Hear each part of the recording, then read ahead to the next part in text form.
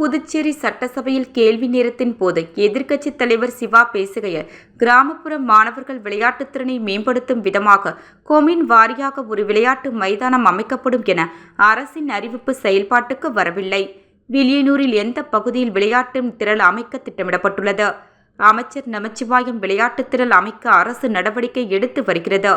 வில்லியனூரில் தில்லை நகரில் அரசு புறம்போக்கு இடம் தேர்வு செய்யப்பட்டு விளையாட்டு மைதானம் அமைப்பதற்கு ஆய்வு செய்யப்பட்டு வருகிறது என தொகுதியில் உள்ள கோயில் இடங்கள் உள்ளது. இதில் விளையாட்டு மைதானம் அமைத்து தரலாம். தடையில்லா சான்று வாங்கித்தர நான் தயாராக உள்ளேன் என சிவா தெரிவித்தார். கோயில் நிர்வாகத்தினர் தடையில்லா சான்று கொடுத்தால் அங்கு கொண்டு வருவதில் எந்த தடையும் இல்லை.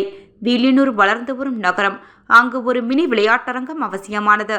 நிச்சயமாக விளையாட்டு மைதானம் அமைத்து தர அரசு நடவடிக்கை எடுக்கவும். அதேபோல் கோயில் இடங்களில் விளையாட்டு மைதானமாக மட்டும் பயன்படுத்தலாம் என முடிவு எடுத்திருக்கிறோம். விளையாட்டுத்துறைக்கு ரூபாய் 10 கோடி ஒதுக்கீடு செய்யப்பட்டிருக்கிறது.